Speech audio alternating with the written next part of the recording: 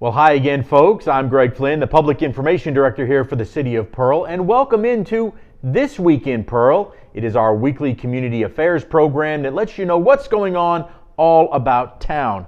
On today's episode, we will talk to Representative Gene Newman.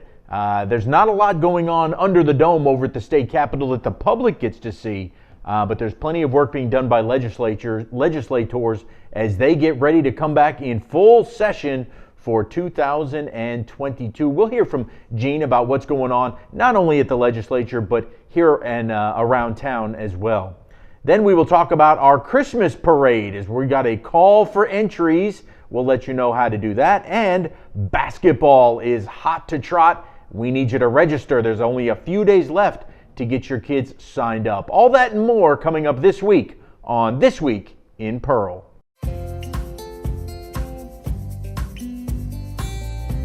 Hello, I'm Mayor Wyndham, and I'm thrilled to show you the city creating its own future.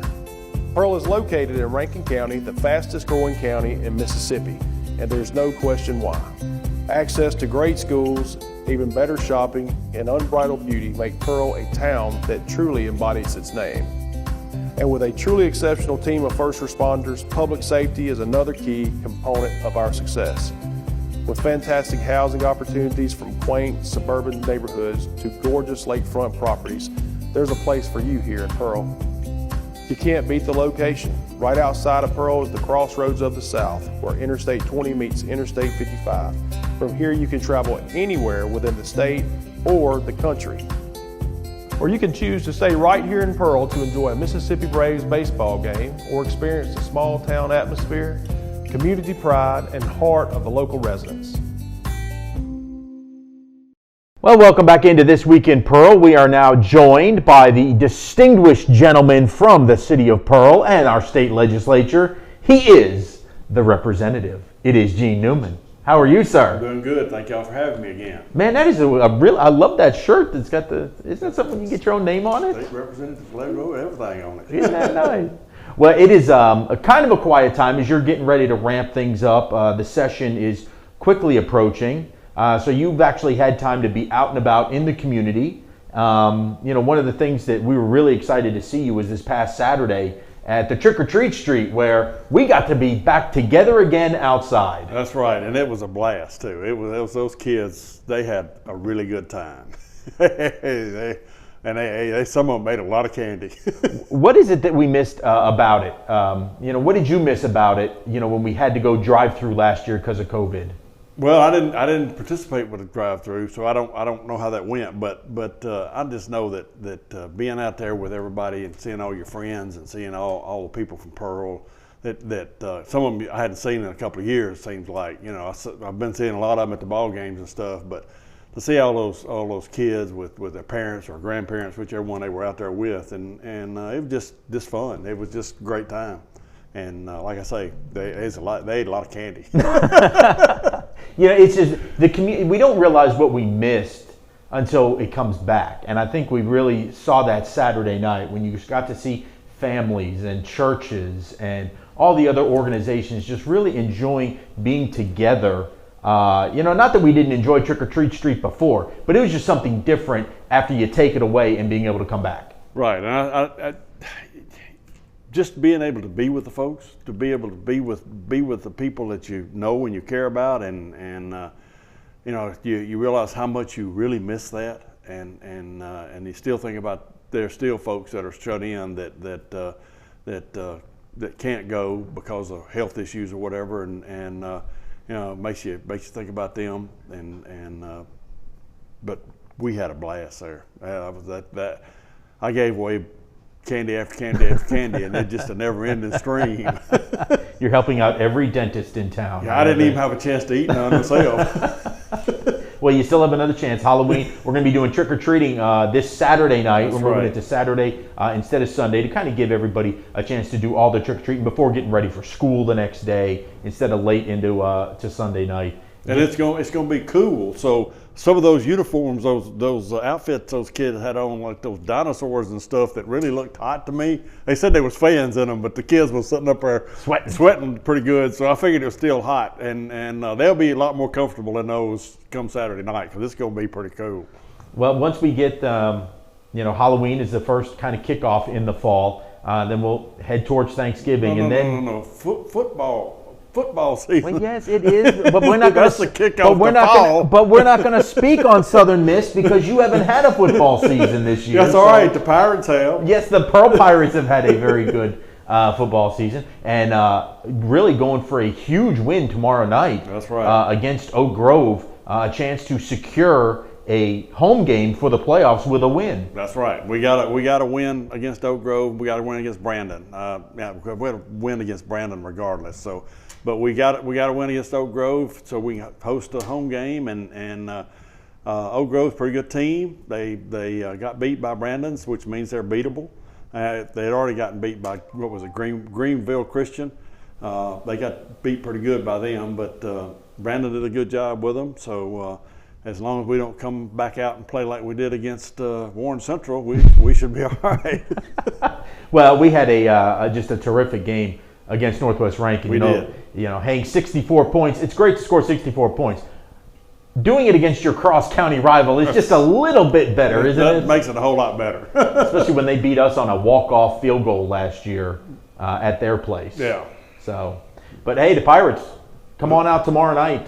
Help us. We need your help against Oak Grove to be loud. Do. Please come out. Please be loud. Yes. Please support. And then maybe make that trip along I-20 next week if you can stomach it to go down Highway 18. Yeah, the thing about it is I always tell people we get to live in Pearl. They have to live in Brandon.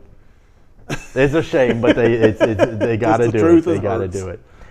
So yeah, great things coming up. We talked about. What's going on in the fall, football and Halloween, but then comes time for Christmas, and we're going to be able to go back outside again this year, Candyland Christmas, and I know you're going to be participating, as always, in our events there too. Yeah, and then you got the Pearl Chamber Jingle Bell Market, all that shopping and all that stuff they do.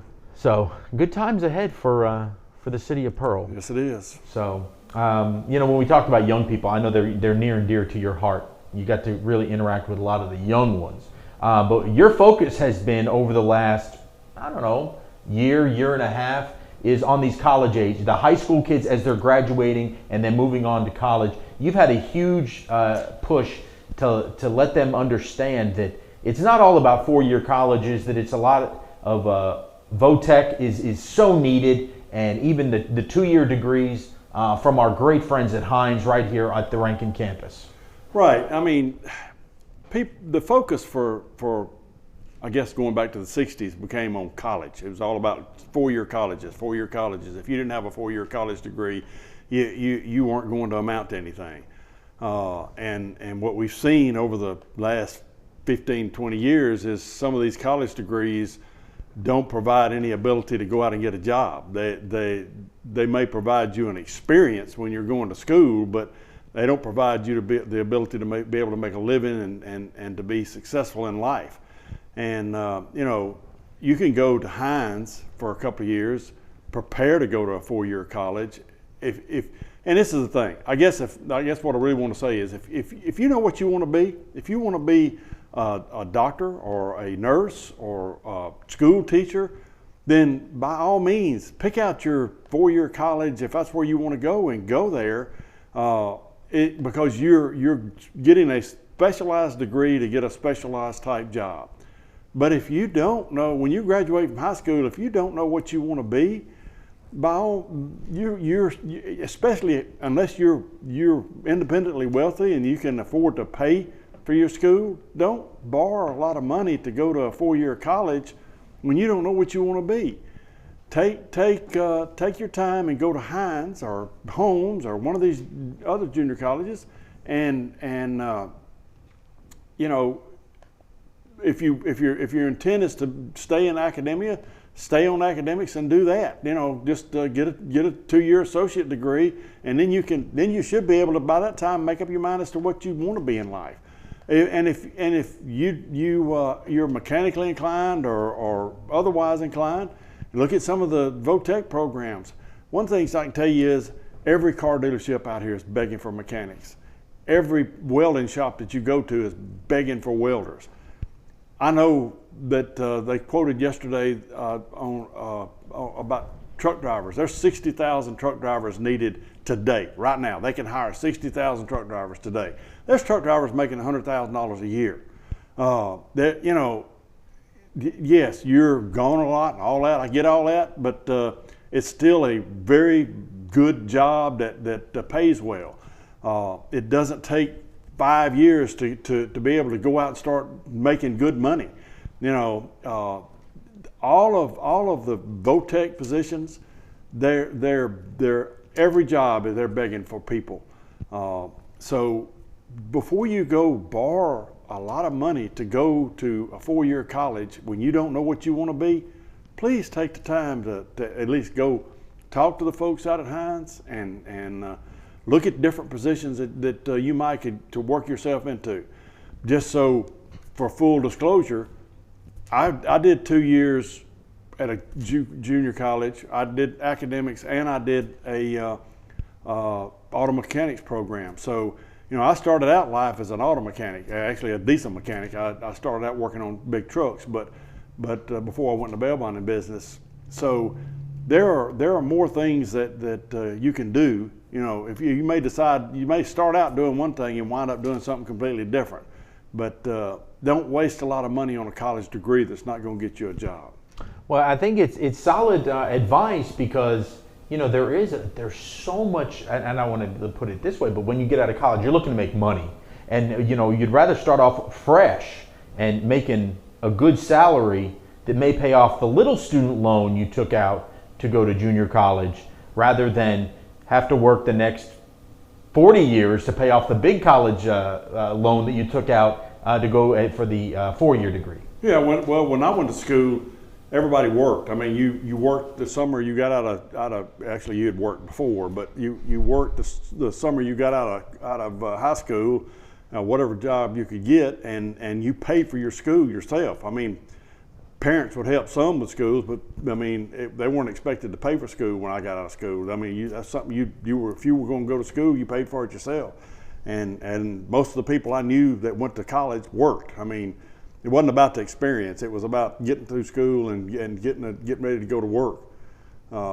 So they paid for it themselves. We didn't borrow money back then. Well, it is solid advice, and sometimes you just hope that the young people listen, or you hope that their parents will at least listen. One of them, anyway. The one thing that I believe is that kids, a lot of people put down the younger kids. Every generation looks down at the younger ones and say, well, they got it so easy. I think the kids today have it harder than we had it. I mean, we had life a whole lot simpler, and what they're dealing with now with all the computers and their whole lives are constantly in view. They don't have a minute to themselves. They're constantly having to be put out there or putting themselves out there, and I think that I couldn't imagine living like that. I wouldn't want. That's not that don't sound fun to me. But it's obviously a lot of them like it and they keep doing it. But the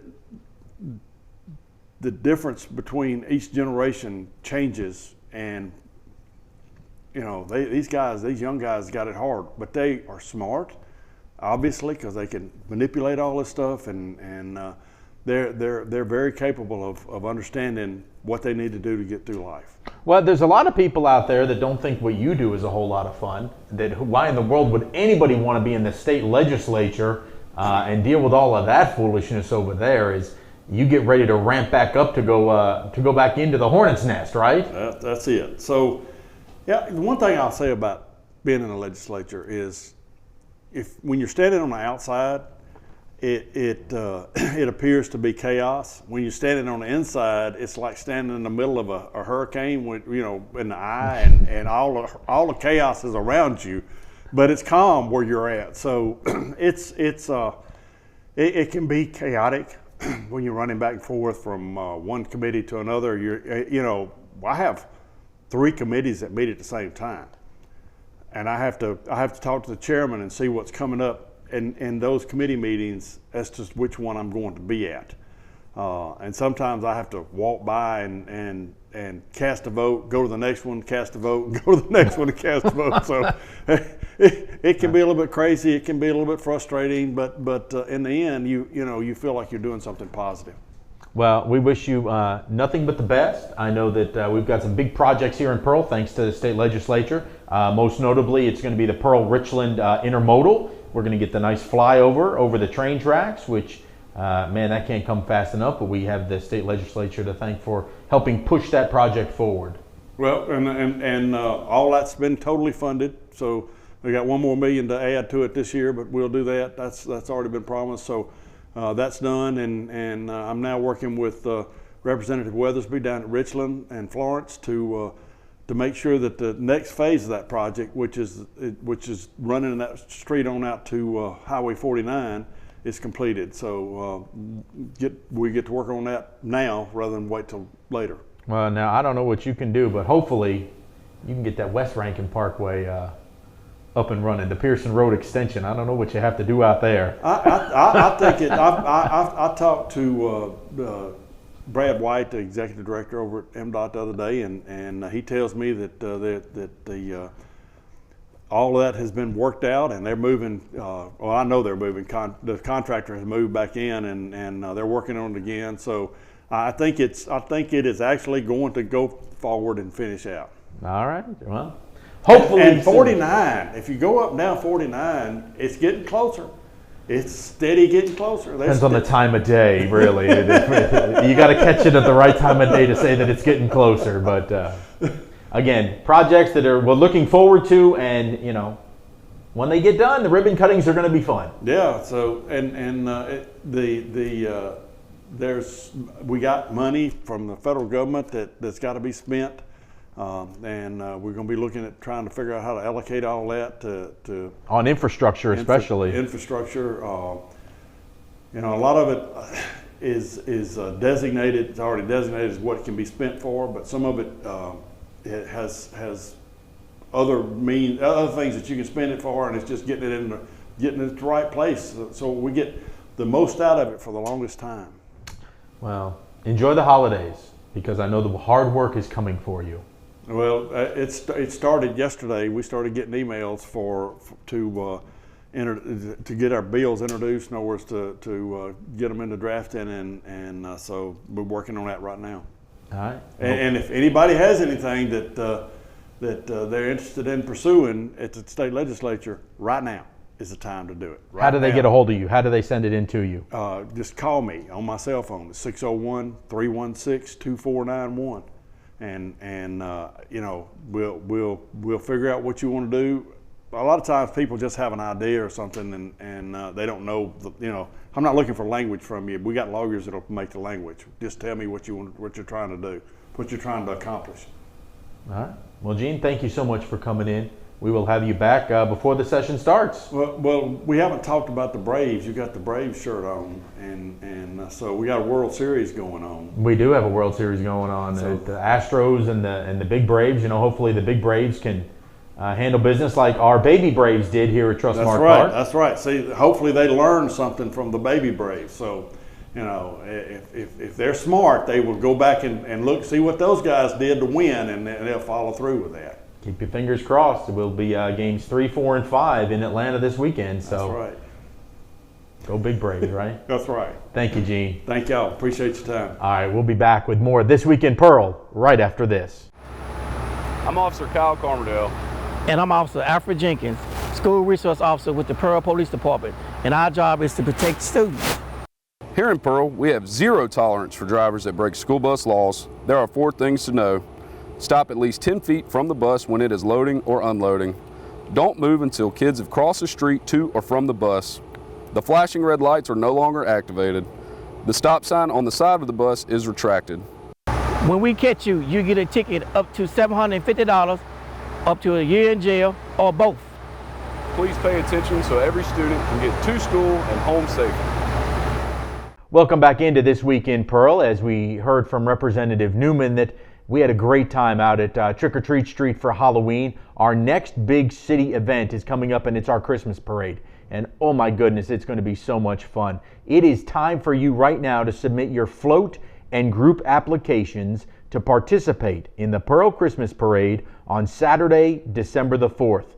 This year's theme is a Candyland Christmas. The parade will again be around the City Hall complex on Old Brandon Road. You can simply go to the City of Pearl website under City Events, and you can download that application, or you can email Stacy Smith. She is our City Events Coordinator at smith@cityofpearl.com for more information. We're going to have the tree lighting at 6 o'clock that night.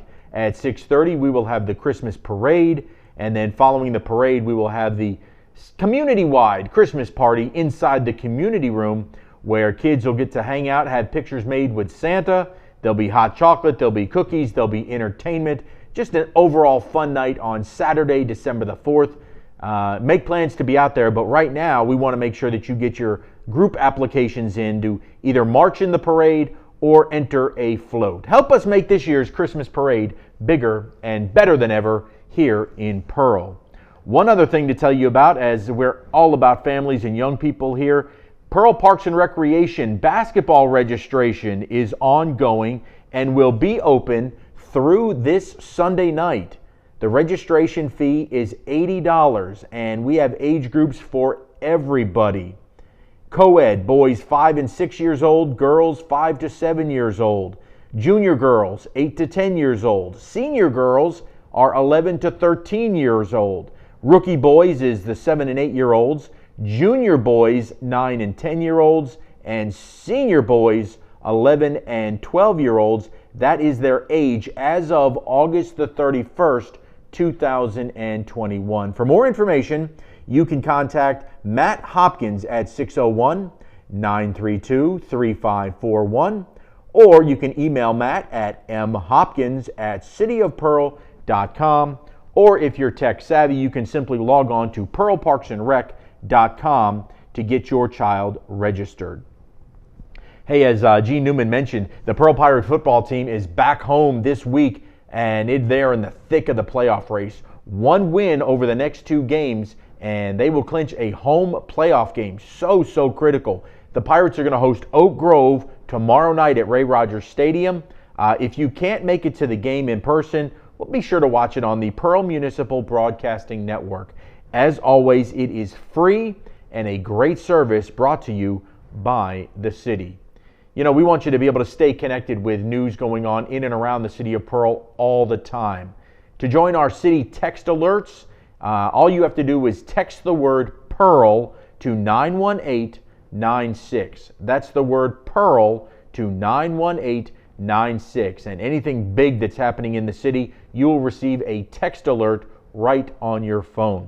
Social media is another great way for you to keep up with what's going on instantaneously. See pictures, get some very important info as it happens. You can follow us on Facebook, Instagram, and on Twitter under @PearlGovernment, or you can always go to cityofpearl.com to get many of your questions answered. Find a directory of all of our city departments to get your issues resolved. We'd like to thank you so much for joining us this week on This Week in Pearl, and we look forward to talking to you again next week. Until then, remember that Pearl is a great place to live, work, and play, because we are the jewel of the crossroads.